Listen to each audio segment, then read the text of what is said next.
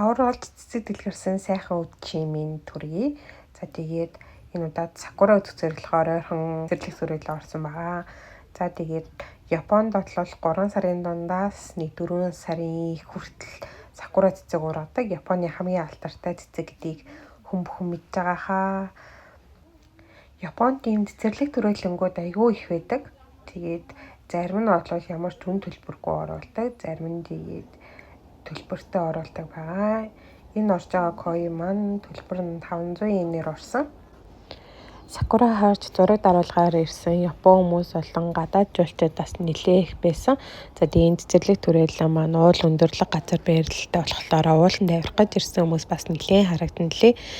Тэгээд энэ зураг даруулах боломжтой бас нэлээ хэдэн хэсэг газруудыг бүрдүүлж гисэн мэлээ. Тэр нь нас аягүй гоё таалагдсан.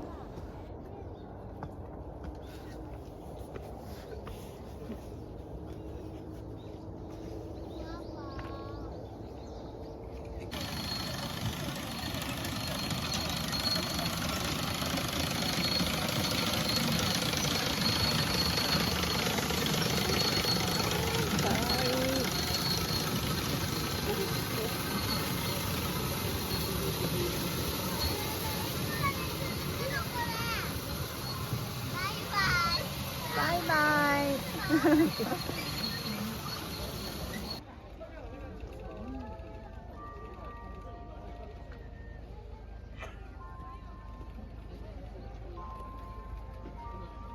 Өөрсдөө тайр зургуулсан мандрин апельсина зарж байгаа цэг харагдчихээн. Японч өөрөө тариалангийн орон шүү дээ. За тэгээд хатаас нь загас сонирхоод авч идсэн байгаа.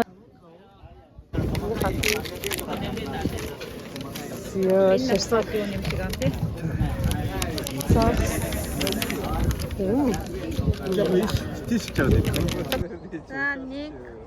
1 2 3 2.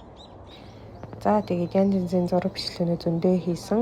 Тэгээд яг энэ хэсэгтээ бичлэг хийхдээ нэлээ ицсэн. Ягаад тэгэхээр айгүй очертой байсан. Тэгээд яг очерлж байгаа бүх хүмүүс яг надлаа өөдөөс хараад зогсцолоор хичээд сандарж байгаад нэг юм зураг даруулсан.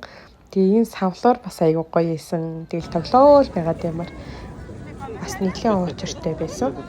Тэгээд зураг даруулж бичлэг хийсэн. За ингээд уулаа ороогоод уруудаад гарч байна да. Байгаль нь бол үнэн гоё зүгээр ингээд алхаал яваал баймаар.